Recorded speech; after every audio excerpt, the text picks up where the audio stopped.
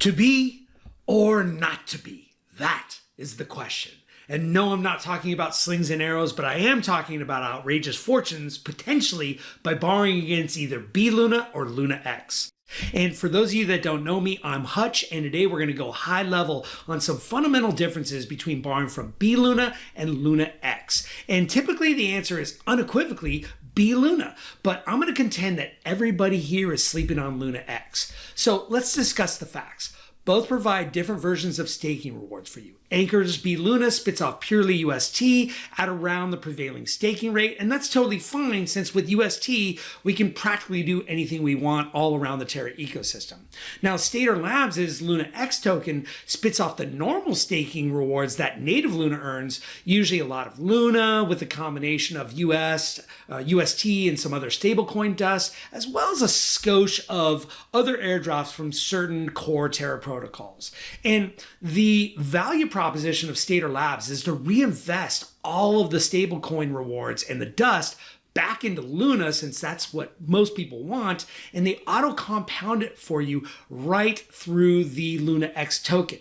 So over time, rather than spit off this yield, the LUNAx token will grow in value even if the price of Luna and bLUNA stay flat. So why is this so important? It's because you get to keep your staking yield when providing LUNAx as collateral for degen borrowing strategies. So on the other hand, when you provide bLUNA as collateral on Anchor Protocol, you are foregoing that bLUNA staking yield to Anchor Protocol. That's part of the protocol's revenue source. So even though the borrowing terms from Anchor may be very attractive from you, savvy borrowers know they should also account for the lost opportunity costs from those forfeited staking yields. Now, I will say that the most seasoned degens know to either maximize the amount of their loan for any given amount of collateral they have, or to minimize the amount of collateral they had for any loan that they have. It's the same thing. Essentially, it just comes down to if you post too much collateral, you're giving up more staking rewards than you should be. Now, degen borrowers make up for it through some combination of either the favorable Anchor earn rate, the Anchor token subsidy, outside farming strategies that they do with borrowed money, or maybe they're just buying more Luna and they're hoping for additional appreciation from this Apex asset.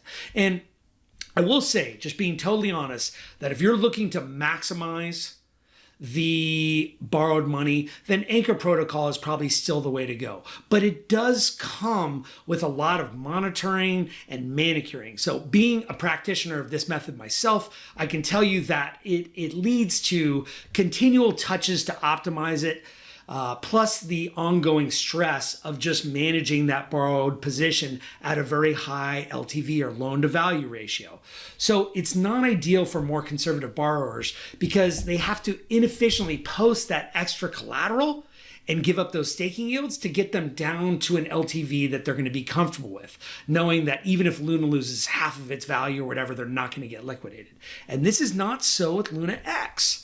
So since the auto-compounded staking yields are inherent to the token itself, and therefore never forfeited, not only that, but my collateral position will actually expand over time, even if I don't add to it.